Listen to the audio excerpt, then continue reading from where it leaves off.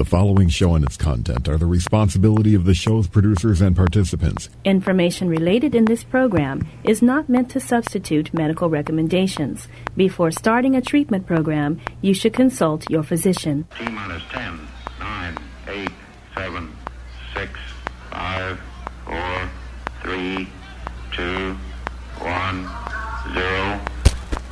Ignition. Liftoff.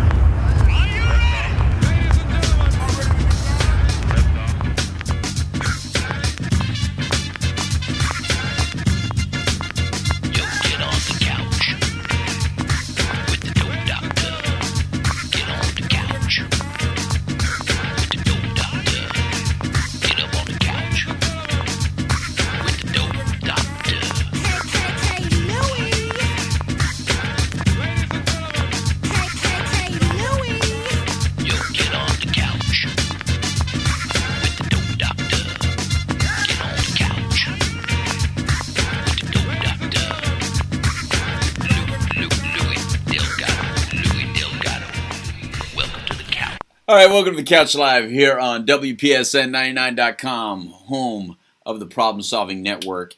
Thanks to Surf Monkey Media, right here from Surf Monkey Media Studios out in New Smyrna Beach. We are broadcasting live from out here today. It's a beautiful Friday. Always love our Fridays, especially when they have like a warm tint and a little bit of coolness attached to it, but not real cool. Cool breeze. It's a cooler breeze and stuff like that. I am the street certified dope doctor, Louis Delgado, along here with the Dharma Guy Trinity Phillips, right there. What's going on? And then, of course, the Grasshopper Robbie Barrett. How you doing, Grasshopper? Good, doing well. All right, so you guys took turns being off. Yep. So, first it was Mr. Dharma Guy over here took off, and then our Grasshopper took off. So welcome back. We're all back together again. Oh, we're getting a band back together. Oh, God. What is this? Blues Brothers? The Blues Brothers, that's right. All right, so we're back. There's a lot of stuff that's been going on, so thank you, everybody, for tuning in. This is a show that focuses on all issues related to addiction and recovery, and we want to take a little bit of a moment to at least thank Aquarius 7 Broadcasting Network for having us on, rock100diz.com, and, of course, WJHM102jams.com. And thanks to our sponsors, Retreat Premier Addiction Treatment Services and Journey Pure. Retreat Premier Addiction Treatment Centers. There you go.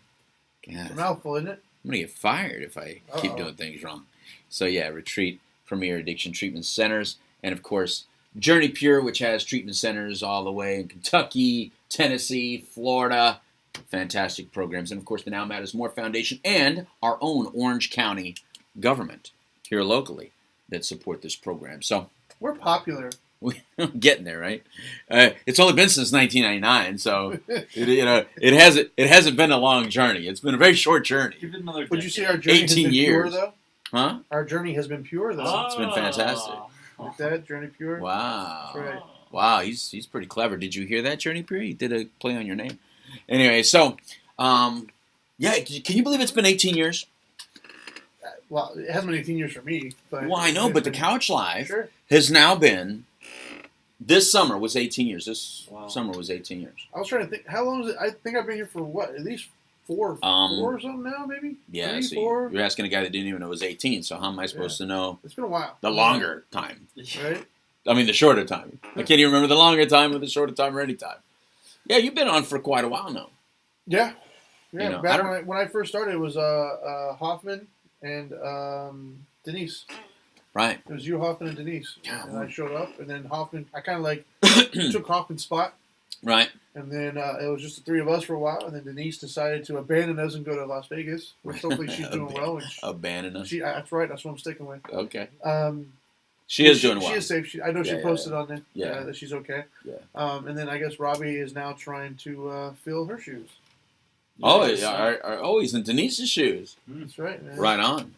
Good job. It's gone through quite a few. It depends on what season you'd watch every year. Every season has had some same characters, and there's been some new ones. We're not through a whole heck of a lot. I think if I look at the whole 18 years, 1, 2, 3, 4, 5, 6, probably about around 10 or less than 10 total personalities on this show. So it's been pretty consistent. Every grouping of co-hosts have lasted quite a long time. So you guys have well, look, Trinity, you've already made it 3 or 4 seasons already, and then Something like that, yeah. and then Robbie. I mean, that says something pretty good. Yeah. The longevity has been pretty good for everybody. Hey, you're better than the Cleveland Browns and the starting quarterbacks. Yeah. So our cast seems to stay together pretty long time, and of course, I just keep getting older and older on all of them. I mean, if I look I'm at seeing some gray there, man. if you look at the TV shows, Trinity, from 1999 and 2000, it's crazy how young. And vibrant. 18 years ago. Yeah, vibrant. I'm still vibrant or vibrant? What is it? Vibrant. You're still vibrant. Thank you very much, Robbie. I appreciate that. And that's not in a Hollywood intern kind of way, by the way. That's in the Florida friendly kind of way. Let's make that clear because, dude. All right, so let's start with that. Trip out to California. I go out there to do a project. California's interesting. But here's the thing that I found. If you just look at the media attention that California gets, all this political media attention that they kind of promote themselves with, Right. I thought I was walking into a whole different scenario. You take that alongside the propaganda that we've heard that marijuana is everywhere, blah, blah, blah, that they're all the what would you call it? The dispensaries. Oh. That the dispensaries are everywhere, that the doctor's offices are everywhere, that it's created this big old seedy look to it, right? So I really didn't know what to expect because of the propaganda. Now, so I go there. Here's what I did find. Now, you can go just about to any open-air kind of bar, restaurant type, and you'll smell marijuana everywhere, kind of. Like, not everywhere, but at least throughout the day, you'll go somewhere where you'll catch a whiff. You'll see somebody doing it, right? I didn't actually. Yeah, I smelt it more than I saw. So, when you smell something, you look around and then you might figure out who must be doing it. But more of an odorous thing. But let me tell you something. I was impressed with how the city did not appear to me any seedier than it ever has been in the past. It doesn't have any look to it that I feel has, gone downhill. Now, that's not trying to protect that business. I'm not trying to do that. I'm just trying to give you my firsthand now experience. So here's what I did. So let's start with that. So you guys are going to love this. Now, there's no film of this and there's no pictures of this because I didn't want to cause any concern because the bodyguards, they have bodyguards in these places and stuff like that. They look like they have doormen and they have security and all that stuff. And I didn't want to create a wedge between us. All I wanted to do is just introduce myself and kind of get some firsthand knowledge of how the medical marijuana scene is going, and now how it's legalized, how that is now transferred. Is it legal for recreational? It is now legal recreational, but it hasn't kicked in. I think that kicks in January. Okay. Just like it is now in Colorado and Washington. Correct. Correct. It's still very medical style in the approach. It's still not open. So I went and saw my good friend Kevin. Kevin, when I worked at CBS MTM Studios, that's where I met Kevin. And this is back in 1989. So Kevin was nice enough to take me to a couple places to go check it out how it was. So this is how it went. So I go to a doctor's office, and I think we were close to Hollywood, so it might have been in LA, but I really don't know. I should have asked what exact city we were in. Well, it's in a business card. I can look at the business card without saying who they are, right? Let me see. Where was I? Los Angeles, California. So it was in the city of California, Los Angeles. All right. So I'm in Los Angeles, and I go to this place, and right away, does it look like a medical office? No. Does it have that same vibe and energy of a medical office? No. But what does it look like? What's the vibe?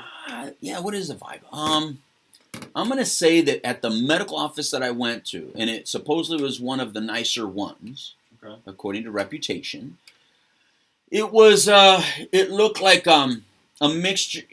God, man. I don't think I've ever seen anything like it. So it has this counter, and there's people behind it that are, I guess, the assistants to the physician, but nobody's really dressed like nurses. There's no medical vibe to that. The guy helping me kind of seemed like he might have been imbibing a little bit. This was a doctor's office, or this was? This is a doctor's office. First, I went to the doctor's office. That you had to see. Yeah, I never saw the physician. That's in the back room. Gotcha. You have to pay for that. But when I was there, he gave me a lot of rules right up front. Very open and very cool.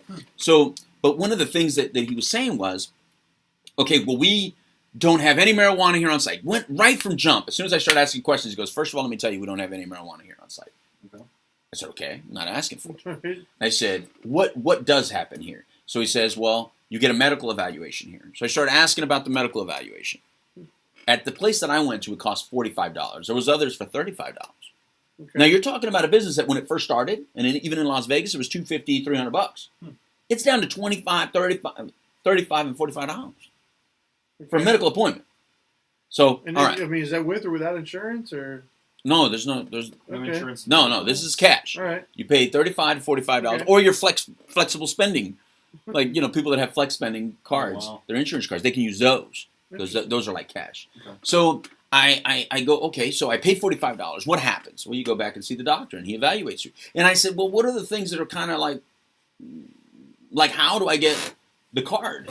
He goes, well, if you have things like anxiety, if you tell the doctor you're having anxiety, or if you have some sort of joint pain, or if you're having some eating issues or sleep issues, the doctor may prescribe it to you. I said, oh, okay, so if I go back there and I repeated the exact same symptoms he just said, he goes, yeah, more than that. Yeah, you'll get it. So, I mean, that's like going up to a doctor and saying, how do I get opioids? Like, what are the symptoms? It hurts. Well, if you tell him this and this and this, you'll get them, right? Because he just gave me the whole deal. Mm-hmm. He just told me exactly what So I said, what if I just stick to anxiety? If I have anxiety, can I get marijuana? He goes, yes, you can. I said, all right. All right, so I said, so you cannot sell marijuana here? He goes, no, we don't sell it on property. I said, but apparently you're allowed to sell paraphernalia, because to the right, when I'm talking to him, there's this glass case, and it's it has bongs, pipes, all different kinds of paraphernalia. In the medical In the office? doctor's office. Oh my gosh. They're selling pipes and bongs and all this stuff. That's not right. And then to the right of that was another case, and it had the CBD oil and all that stuff. And of course, that's a little bit more legal, because of it's not getting you high or anything like that. So I thought that was interesting that they're able to sell pipes and bongs, but they can't sell pot. I said, all right, fine. Did I feel like that place was seedy? I felt like once I was inside, that felt in between have you ever been to a train station or a bus depot? Yeah. It's not seedy, but it just doesn't feel. You want to use Purell when you leave. I mean, does that make sense? I mean, it just. I'm a germaphobe. It just makes me feel. It didn't feel dirty. It didn't feel bad. But for some reason, in my brain, the way I am, I wanted to clean up. Does that make sense? Sure. So it wasn't dirty, but it kind of wasn't in a doctor office clean kind of thing. What it sounds like to me is it sounds like they're very obviously pushing something now. Like it sounds. I mean, if you're having bongs and everything else, right? I mean, right. It sounds like that's the only purpose of going there. Like I don't care about my health. I'm just going to get some weed. Right. It doesn't really sound like there's any people that go in there that don't leave with a card. If you know what to say. Correct. Yeah. It wasn't. It didn't seem very discriminatory. Mm-hmm. I mean, was this like a legit doctor's office where people are going there for everything else, or was this specifically just for? They made it knowing that I was an on-air personality, that I was going to be talking about this on the radio. They made it a great point to say many of their clients have severe disabilities and injuries and lifelong illnesses, and therefore they come in. But so they made it a point to say all that. Did the outside of the store have like a big green whatever logo on it? Yeah, look, I'm going to show you that business card. Just we'll just don't show it to the camera because, like I said, I'm not here to advertise for them. Here, look at that. Let me change the see that's camera. What I'm talking about. So see that? It's like that's obviously what it's for. So I doubt the physicians there are seeing people for things like. Well, there's nothing else on there, right? Yeah. Well, it says it's an evaluation center for medical marijuana. Yeah, that's it. So that's the only thing you're going to go there for. That's it. Okay. That's the plan. You go there for that. Well, I mean, if you go in there because you got a splinter in your foot and you might buy a bong, I don't know. I don't know. I guess my point like I said, I didn't see any nurses. I didn't see that. Well, nobody had a stethoscope around their neck. Well, that's what I'm saying. That's my point. Is they don't seem like they're marketing themselves as anything other than come here to get your marijuana card. Yeah, no, I wasn't really. Again, I think anyone that watches the show knows that I'm against the medical part of the whole deal. If you're going to legalize it. But the medical part, I think, is a slap in the face to the medical community, and it's a misrepresentation of legitimate physicians out there who got into this field of medicine so that they can save lives and do a lot of things. Now, if they choose to use this as part of their repertoire of treatment, then that's fine. But when you have these physicians that are just for one specific thing like this, then it makes it very questionable as to why they got in the business in the first place. That's what that one seems like from what I saw. It doesn't seem like a family physician that also can prescribe this type of stuff. Right. It seems like the only purpose for walking through those doors is I want my weed card. Yeah, well, you saw the card. That's the office business card. Yeah. So, all right. So then from there, I say, well, then where do I go? If I get this card, now where do I go? By the way, I did not get the card. I did not get the card. And the reason I did not get the card, and I was tempted because I did want to see the whole process. But I didn't want my name listed anywhere. Sure. Plus, I could have swore I did hear that you have to have a California driver's license. I don't know. I don't know if that's true or not. But I want to say that I heard them say that you have to have a valid California driver's license. But that really, I didn't pursue it any further, so I don't know if they would have stopped me for having a Florida driver's license. But I'm just saying, I didn't want my name on a list anywhere, but I was very curious. All right, so then from there, I say, now what? What do I do? I get my script, and they go, no script. I said, so there's no script. They go, no, you get a like actual card. You get a card, and then the cards can be copied, so you also get paperwork. Okay. I said, okay, what do I do with the paperwork? They said, well, now you go to a dispensary. I said, so which dispensary do I go to? He said, we cannot recommend any. So here's the regulation. We can't recommend any specific dispensary. I find it questionable that it only cost me $45 to $35, but they can't recommend a dispensary. Like that's gonna. Oh, well that changes things. Probably just like some California regulation that's like an anti-kickback kind of situation. But really, okay. So they have this more smokescreen, man. It's just ridiculous how we pay money to regulatory agencies and they fool the community with saying we're going to have regulations, but the regulations don't even seem to make sense and prevent anything. Yeah. At least not this one. So there's a whole board with a bunch of cards, and so I'll show you. Let me show you one of those cards. So I picked one, and this one right here. I said, all right, so if I go to a place like that, here's a card. There you go. I said, if I go to this place, what happens at this place? And they said, well, if you don't have a medical marijuana card, you can't even get in. I said, so they're not going to let me in. I can't go look at the marijuana or anything like that. They go, no. It's highly secure, and especially this one. However, we have heard that there are places that you don't need a marijuana card. But however, we can't tell you about those. We can't tell you who those are. I don't even know who those are. I said, so on the hush, man. You can't tell me, like where I just want to see it. Yeah. I'm not going to get any. I just want to see it. He goes, no, I can't do that. So I got it. At least the guy did the right thing, right? He didn't, and he also didn't lead me to any specific place. But I said, which is the most strict place, and that's the one he pointed out to. So again, I'm going to the most strict. I didn't want to go to the most seedy. I wanted to see the best possible view, right? I didn't want a skewed impression of I didn't want to go with the objective of let's find out how bad this is. I wanted to see how legit it can actually be, right? Because I'm not anti-marijuana, so I didn't want to go in with an anti-view. I wanted to give me your best. Yeah. All right, so I go to the next spot. It's just a couple blocks away. So we get there. Now, that place is interesting because now this place, it's not Fort Knox or anything like that, but now this place is like imagine a massage parlor or a yoga studio kind of vibe. Okay. So it's kind of nice. It's got the nice calm music. Sure. It's got the peaceful feel. Yeah. Smells nice. Doesn't smell like pot. Just smells nice. Like a wood grain kind of stuff. Like a chi. Like your chi in your aura is like nice, but it's not hippie-ish. It's just modern day kind of yoga-ish. Yeah. Okay. And except with the security guy, that instantly when I start talking to one of the employees, the big 6'8" guy comes out and goes, "Are you okay? Everything okay?" Oh man. Yeah. So, of course, I identify myself. I'm an on-air personality. This is what I do. I'm the dope doctor. You can look me up. I'm legit. I just want to get firsthand information. I don't want it to be skewed. There's a lot of government propaganda. There's a lot of street propaganda. And in the middle is the truth. And I just wanted to experience it firsthand. If I'm going to talk to an audience about how this looks and all the fears that Florida has about how this is going to look, I want to know what it really is like out here in California. And so you can't get in.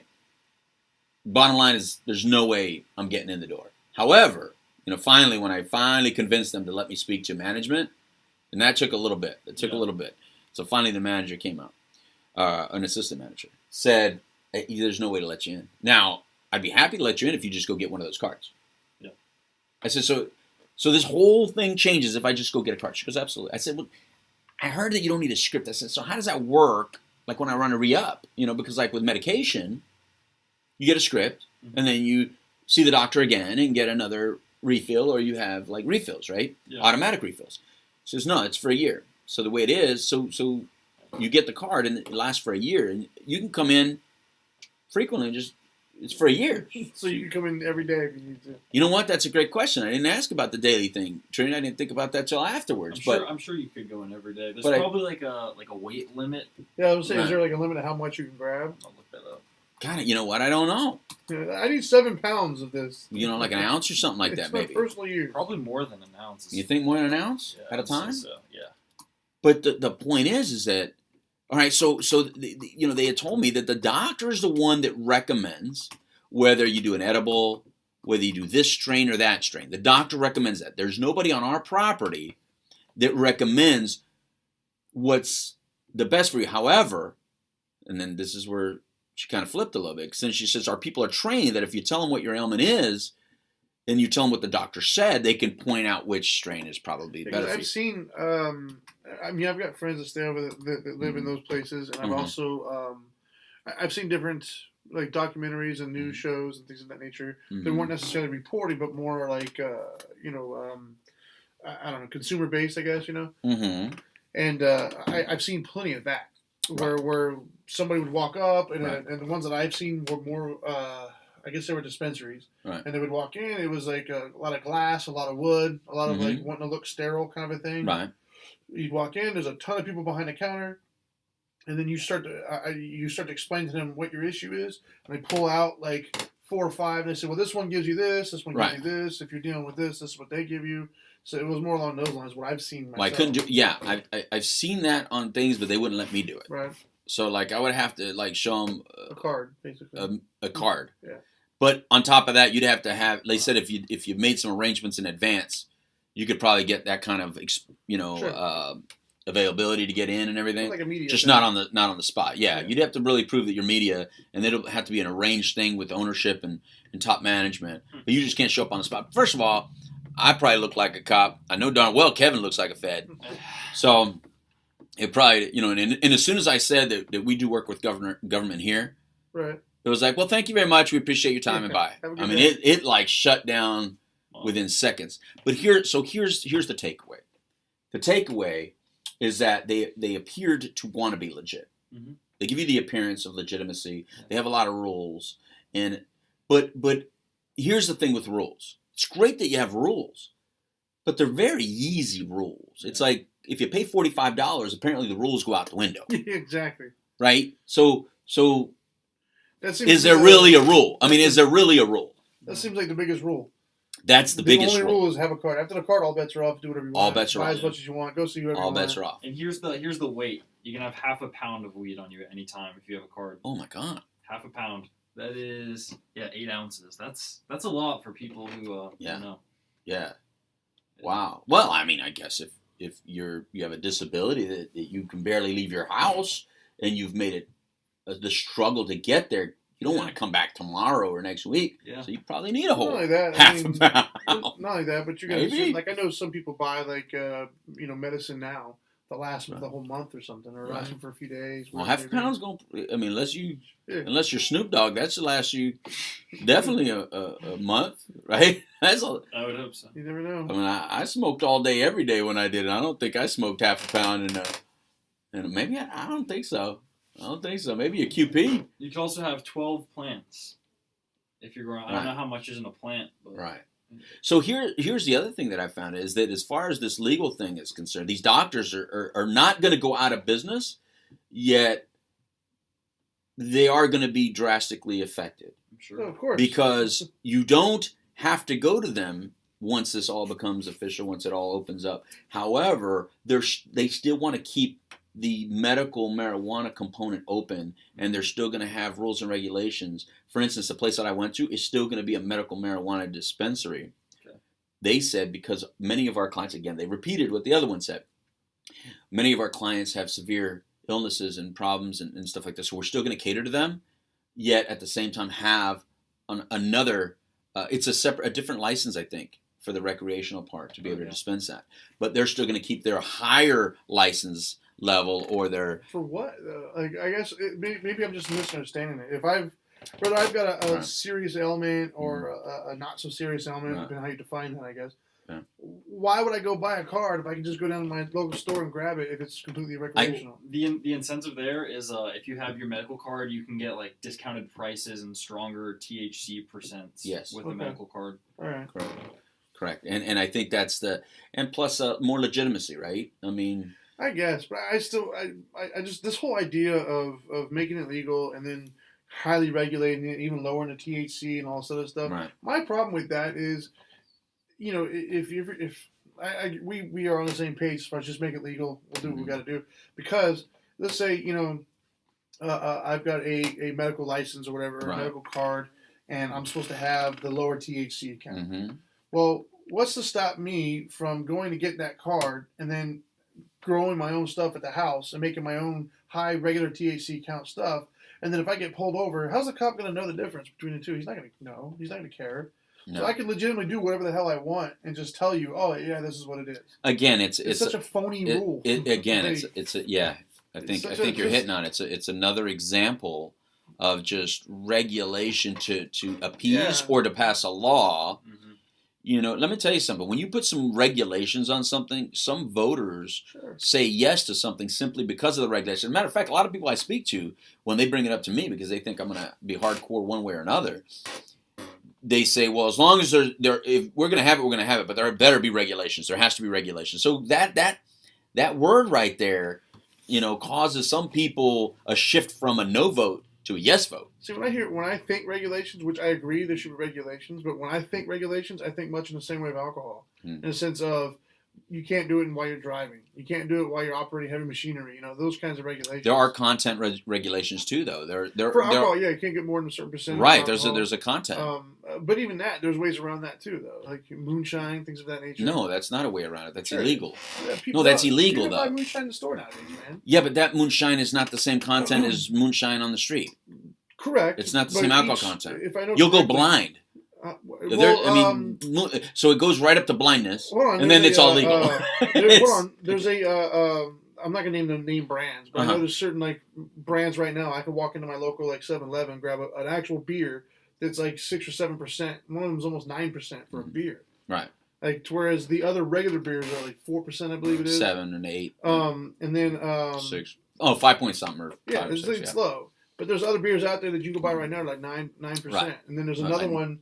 There's like a root beer one, and certain versions of those. There's one that's upwards of 15% alcohol. So that's what I'm saying. Like, even if there's rules on it, there's ways around it. There's other places you can buy it and things like that. I think what you're talking about, though, is more like we don't know what that cap is, so it looks like rules around it. No, the rule is the rule is the rule. Even with alcohol, there's a cap. There is a cap because there's a cap of what a 7-Eleven or Circle K can sell, as opposed to a liquor store. Liquor stores obviously have a liquor license, and 7-Elevens they don't have a liquor license, so they can only sell beer and wine. And those have a cap. So I'm not saying that the cap goes extremely high. I think in some instances it seems to go pretty high. But, and look, and we're definitely not going to defend the alcohol industry, because if anyone knows how to get around a regulation and knows how to push the bar, it's alcohol. The alcohol industry, they know how to push the bar in advertising. They know how to push the bar in sales. They know how to push the bar in consumption and in distribution. So they have set the gold standard on how to go around everything. And of course, the tobacco industry shows us exactly what not to do in an industry, because they were so arrogant in their approach and so deceitful in their approach, thinking they were untouchable. And look what happened to them. The alcohol industry has a lot more friends, and it's a lot more friendly with the officials that seem to back them up, because they're never touched. The alcohol industry doesn't get attacked at all compared to nicotine or even the marijuana industry. Sure. So I guess what I'm saying is, all right, so regulations may be good, but the regulations that I seem to hear even locally seem to be about where are they going to be. I think we care more about where it's going to be. We don't want it next door. Nobody wants it in their neighborhood. But let me tell you something.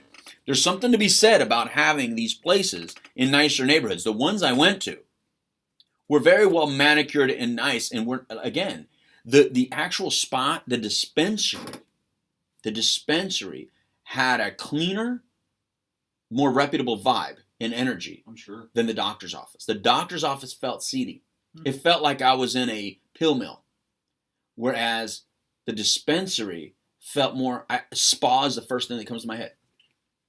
You know, so I think that when you put something in a bad neighborhood, though, I think you tend to already throw a seediness to it because you don't get spas in bad neighborhoods. Right. What you get, have you seen the liquor stores in bad neighborhoods? Even a liquor store in a bad neighborhood compared to a liquor store in a very nice neighborhood has a whole different vibe and energy to it. So I think we're kind of setting it up for failure or to even create a negative element or a criminal element when you put it in industrial areas or in poorer areas. I don't think it's really fair to those neighborhoods, right? Well, you don't have to pay to keep up with the Joneses at that point. Right. I mean, well, yeah, just everything all around. You tend to hire from the neighborhoods you are in, and you tend to present to the neighborhoods you are in. So I think it should be the opposite. I think that's what I gather from this experience. Isn't that interesting? And I'm going to take that back to Orange County when we talk with them. I'm going to say I actually think it should be the opposite. You should put it in areas that are highly restricted and highly monitored with a lot of cameras and a lot of police attention and really good police attention. You know, not 911 is a joke attention. Right, sure. You know what I mean? Because of all those reasons I said, you won't have the people hanging out outside in those places. In the nicer strip malls and the nicer places, you're not going to have, for instance, the pill mills. Where were they? The buy here, pay here lot type of places. The like a strip, buy your gold. Buy your gold. Yeah. Now you have somebody in a gold costume or in the what was that? The Statue of Liberty kind of costume, sweating out there, sign flipper kind of things. And again, don't send me any mail. Don't send me mail. I'm not against sign flippers and your buy here, buy gold, all that stuff. But I'm just saying there's a certain element at pawn shops and those kinds of places that if you keep putting those businesses all together, you're just asking for the problems that come with it. So you put the pawn shop, the buy gold here, the medical marijuana, the dispensary. You put them all in the same area. Well, then don't think you're not creating or not enabling the criminal element. But you put it in a Heathrow, you put it in a nice place next to a legitimate spa. Just maybe it'll have, since it is going to be legal and since it is going to be out, maybe if we allow it to be in very nice neighborhoods and good owners of buildings, good landlords, those landlords will have their own restrictions, right? Sure. They'll have their own rules. You can't have a sign this big. You can't, every landlord in every county, depending on where you're at, has different restrictions. Let them do their job. But if we as a people say, it's got to not be in my neighborhood, then all we're really saying is my vote counts more than the vote of the people that are in poverty level because it's only going to be in their neighborhood. And that's not fair to them. Right. They have enough junk in their neighborhood. And all you're going to do is bring more problems to their neighborhood. They already have enough. Already there's more liquor stores per square mile in poorer neighborhoods than you have in nicer neighborhoods. We already have that. Sure.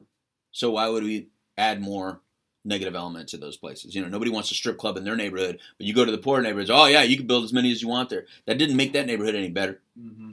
That doesn't make that part of town any better. Matter of fact, you go down OBT here in Orlando, where apparently the regulation is a little bit allowed, right? Yeah. Sure. And now you have people walking up and down the street, and you have the bicycle guys up and down the street, you have the drug dealers up and down the street, the prostitutes up and down the street. And it's like, what does that do? Well, something good for the city beautiful. You know what I mean? Something good they did there is they built the new police station right where you're talking about. So right. At least there's like more enforcement around those areas. But yeah, building the strip clubs and pawn shops and dispensaries all next to each other is just kind of asking for disaster. Probably not a good idea. Yeah, you're not asking for the good physician and the good ownership. No. You're asking for the seedy people to just make more money doing another thing. Yeah. And at the end of the day, people, we all know this is about money. This is about two things. One, people want to smoke weed. Two, people see gold in pot. So you take those two things and add them together. That's what I saw out there. Because everything else the negative parts that we hear about. I didn't see the city dirtiness outside of the buildings. I saw it inside, and it was in the medical. Well, but we have a completely different situation going on in Florida because they only have the 1% THC or lower products in the oil that they sell. Well, that's for now. That's the Charlotte's Web. That's now. Yeah, that's not what was passed. The one that was passed is coming like regular weed. Oh, really? Yeah, medical. Okay. Yeah, medical is passed. So that's coming. Oh. So we're getting the look that we saw there is probably the same look that we're going to get here. The difference is every meeting that I went to or heard about here is that our type of regulations seem to go a lot with location. It was industrial, I believe. Yeah. Last I remember. Yeah. And the debilitating conditions, isn't that going to be a lot stricter rather than just like walking into a doctor and saying I have anxiety? No, because you think it'll be the same? Well, because they put the 100%. and others and any other condition. Because that's the thing, man. Is once you it's such a slippery slope, man. That's why we all agree. Just make it legal because you're going to have people with certain disorders that aren't listed. Like, what about me? How come they can have it without me? So that's why they put the and others. And then that's the fight that I know there's a few people on the committee that have raised concerns, and there's no actual definition at the moment of and others. Mm-hmm. They keep telling us that they're going to clearly define that, they're working with people, whatever. But as you can see, it's nice to say all that, but what actually gets delivered is going to be still cloudy. And it's like we spend so much time in those arguments that we forget, look, the big push here is they want it legal. These people are not going to give up wanting it legal. Sure. And let me tell you something. Here's what I saw by legalizing it. You get rid of those physicians like that physician that was out there that, look, I'm sorry, but if you're a physician out there charging $35 to $45 to see people and give them a medical marijuana card, I have no respect for you as a physician. Right. Okay? I have more respect for the dispensary who says, look, once you abide by all the rules and regulations that the government has placed upon us, we'll gladly give you what we have. Sure. But you got to follow those steps out there first, because at least they're upfront about it. The physician's not upfront about it because they're saying, if you tell me this, this, and this, and this, I'll give you the card. And they got a guy in the lobby telling you what you have to say. He told me. But isn't that kind of upfront, though? I mean, if I look at his card, I don't think I'm seeing a legitimate physician. The part that I call not upfront is the part that he's a physician. Right. I think it's bad enough that I can't go to a regular everyday physician and ask him what vitamins to take. I already think that's enough of a joke. It's already enough of a joke that physicians have less knowledge about dietary issues, nutrition, and exercise than a physical trainer.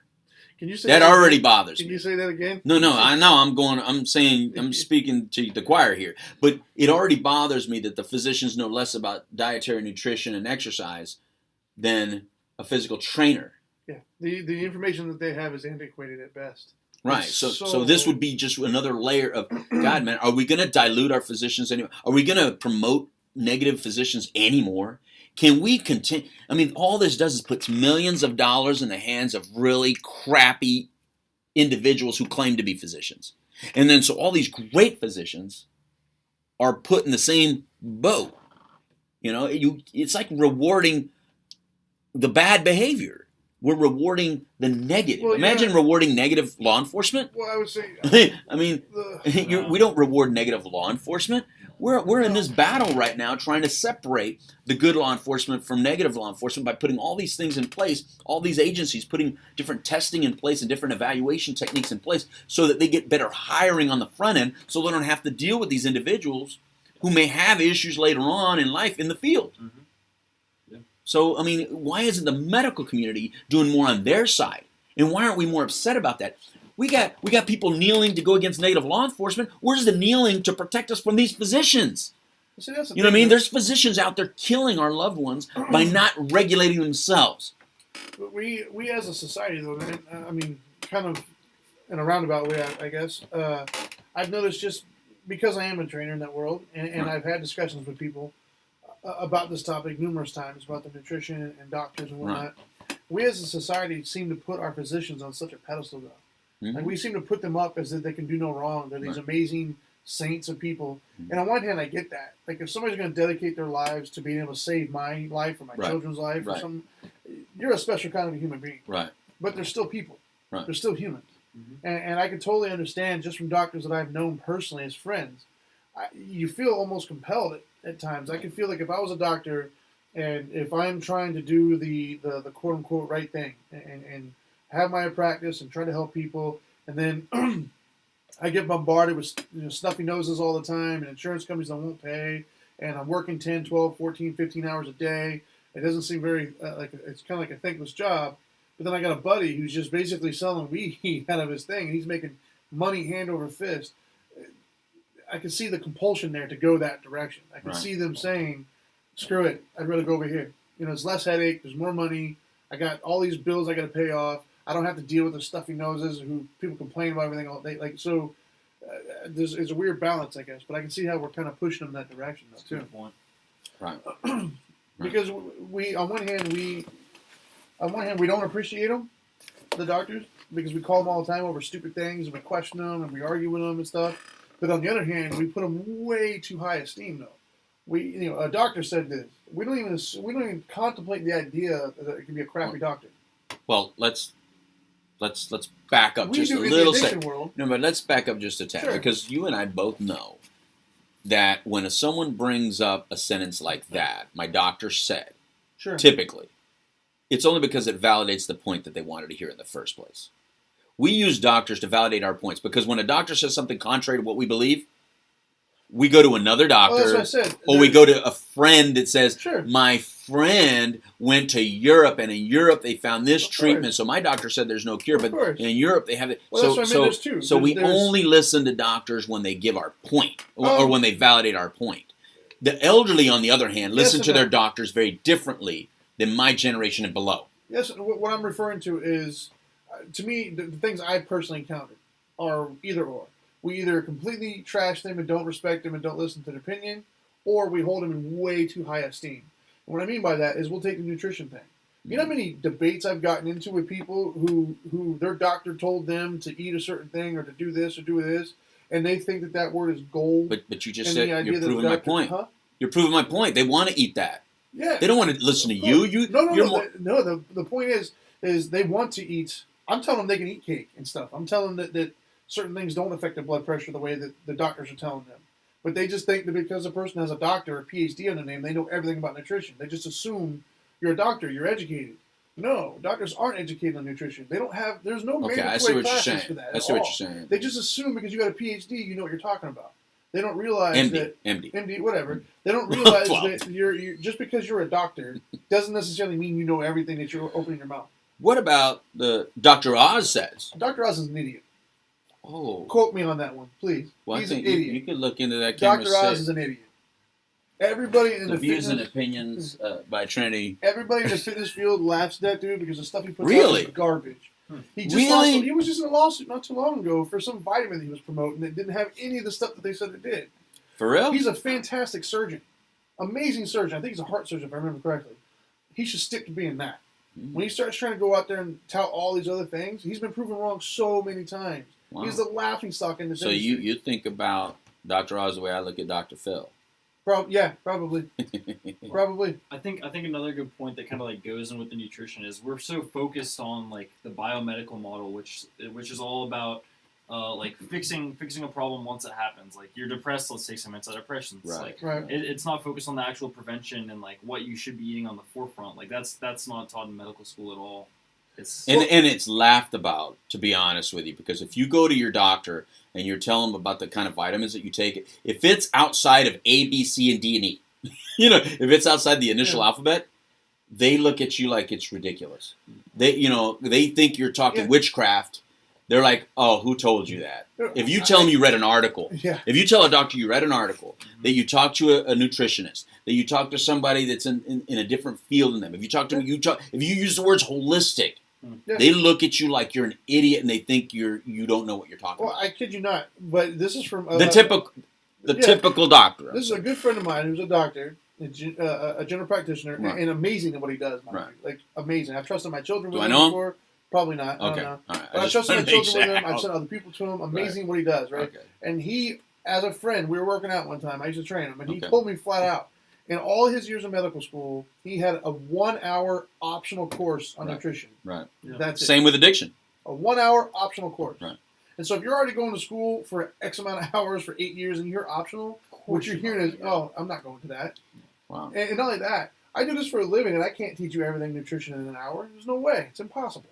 See, and I think that's kind of our problem is that if you look at major issues in our society, food, nutrition, the obesity factor, the food addiction factor, the way sugar, the confusion about sugar and carbohydrates is huge.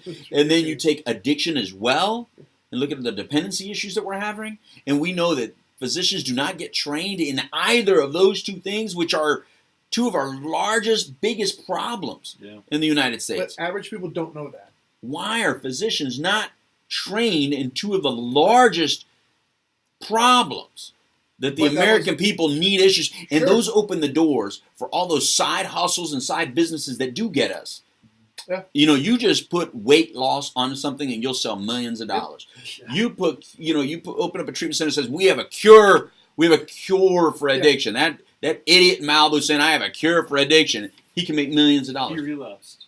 Well, I feel for him. That's nobody deserves that. Yeah. But the point is that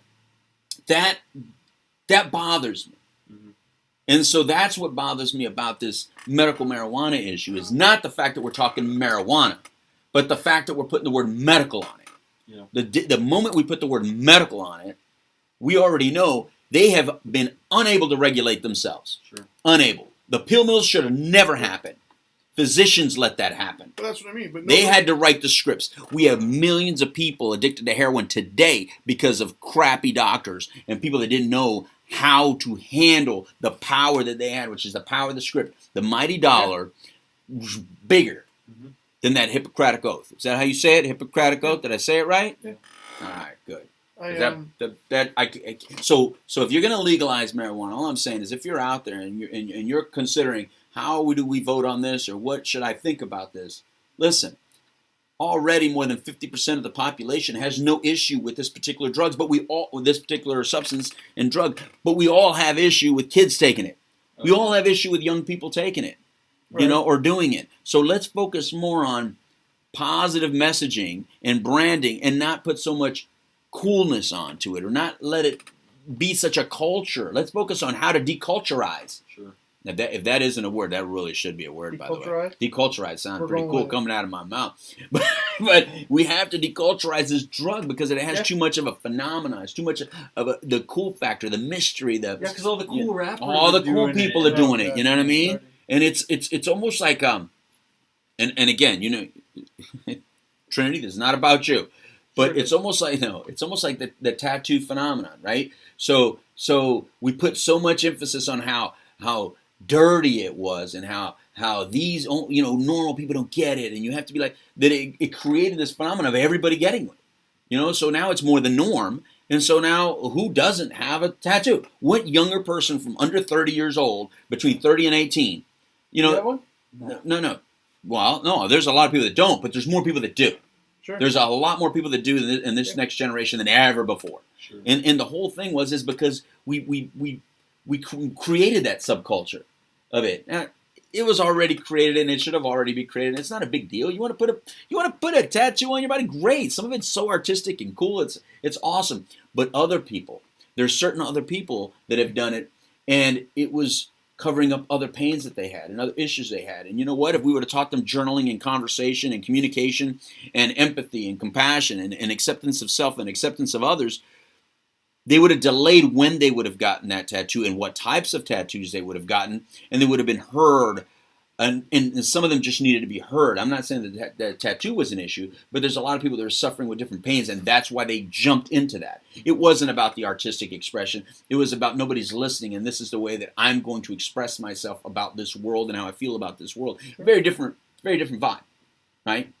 So what I'm saying is same thing with drugs. Mm-hmm. It's like by not listening to some of the people that are actually truly suffering trauma, pain, depression, anxiety, issues with self, issues with other people, if we're not listening to them, we kind of push them into the culture of drug use, push them into the culture of drinking, push them in these subcultures of being accepted for some other reason, which is how they look, or, do I look outrageous enough? Do I do drugs outrageously enough? Do I behave outrageously enough? Mm-hmm. Do I present myself outrageously enough?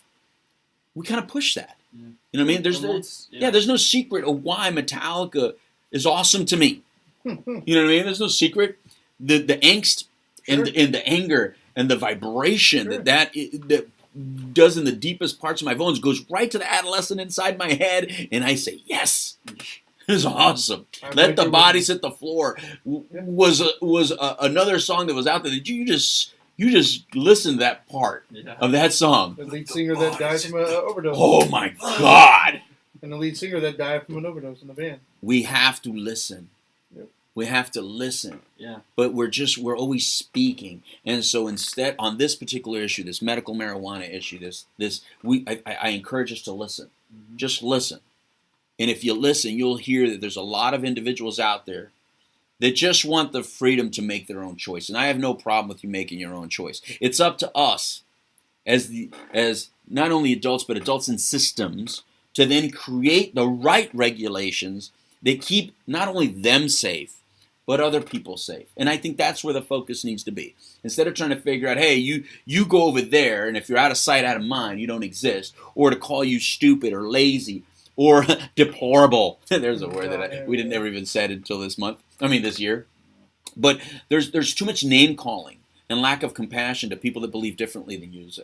And that's a common theme of here on the Couch Live we've noticed, is that we constantly are talking about that we're not having enough compassion and empathy for those that think differently than us. Yeah. And I think if we really want to deal with the stigma of addiction and dependence, and we want to deal with all these rules and regulations towards treatment centers and towards these this new medical marijuana phenomenon or recreational marijuana deal, then we're going to have to listen and be compassionate about the other side, because there are people that deserve the right to be able to do what they want to do. Yeah. As long as if they're, now I hate to say not hurting themselves, because we can argue that, but we are allowed to hurt ourselves a little bit.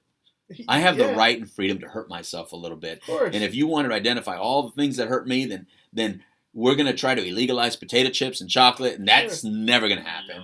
Illegalize, like you always talk about the coffee thing, and I cannot look through my social media pages without seeing coffee hyped up as a positive. Sure. And I'm not against anyone that looks at that as a positive, but what I'm saying is that we can't pick and choose and then call ourselves listeners or call ourselves compassionate or say that we understand. We have to stop picking and choosing. All right, Trini, so it's the end of the show. So go ahead and any birthdays or anything like that we have to give out? We got Columbus Day coming up on Monday. Okay. So if anybody celebrates that, which I know some federal... There's a lot of people... Wait a minute. You can't disrespect the Italianos. Italians celebrate Columbus Day. There's a debate, too, about it. He discovered something that was already here. You still got to give it to them. I guess. Anyways, so I know federal employees have it off. So everybody's going to be off celebrating. Do so safely. Okay. As far as birthdays, other than the whole month of October, is yours apparently? Yes, the whole month of October is my birthday. That's right, you heard it here. Happy birthday, Louie, and to all the October babies. The best time of the year. Sports-wise, it's the best time of the year. And, of course, it feels good. The temperature's even better. Happy birthday to the October babies and the Libras. Well, go ahead. My mom, so you don't need to give an individual name, because I just gave everybody a birthday. I have to give an individual name. Oh, okay. My mother is coming up on the 17th. Oh, okay. On the 18th is my daughter's. Okay. And on the 18th is my daughter's brother, Carlos. See, all the best people, I told you. And then, I guess a happy note, there was new life born yesterday. Oh, what? It was my wife's brother had another daughter. Right on. All right. Congratulations. You got a niece. Yes. Nice. Congratulations. So, new life born. Right on. Yep. Right on. What about you, brother? Beat that. Yeah. I don't think I can. My family's out in Colorado, and I hope they're having a great time. Dropped my brother off at the airport this morning. Yeah. And, they're sending pictures. There's already snow up there. Is it really? It looks beautiful. Colorado's a beautiful place. Yeah, so is Florida, though. So you have a house up there, or you have a family house up there? Yeah. Right, my grandfather owned it. But yeah, here's the. I bet you wish you could be there. We got look at the that. fall colors and the snow already on the Very ground. Cool. Yeah, I'm on Facebook. A year ago today, I was up in Nashville or Knoxville. It's nice, and the weather's so different. I mean, in LA, I needed a jacket. Oh wow! Everybody, look, I got it. So real quickly, I got in an Uber, right? The first Uber that I got in, and so and this car was a Mercedes. So I'm thinking, this is nice. The guy starts rolling down the window. He rolls down the window. I'm thinking, whoa, wait a minute. I'm in a Mercedes. What are you doing rolling down the window? It doesn't cost you any more money to have an air conditioner on. And then it started hitting me. That cool breeze started hitting me, and then I realized, because nobody rolls down the window here unless you're broke and can't fix your AC in your car, right? There's like a week. There's like a week or in you're Florida smoking. where it feels nice. Yeah, no. So it freaked me out when he started rolling down the window at first, and I wanted to roll it up. My instinct was to, no, it's going to be hot.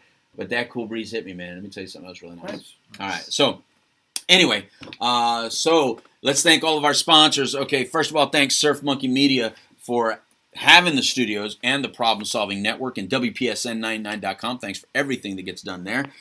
Thanks to Aquarius 7 Broadcasting Network. That includes WJHM 102jams.com, Rock100DIZ.com, and thanks to our sponsors, Orange County Government. You've always been phenomenal for us. Thank you very much. The Now Matters More Foundation, of course, Retreat Premier Addiction Treatment Centers, and Journey Pure. If you need help or you know someone that needs help with an addiction or an addiction problem that needs treatment, go to nowmattersmore.org and you can find the links under the resources right there, or you can go to WPSN99.com and you can find it there.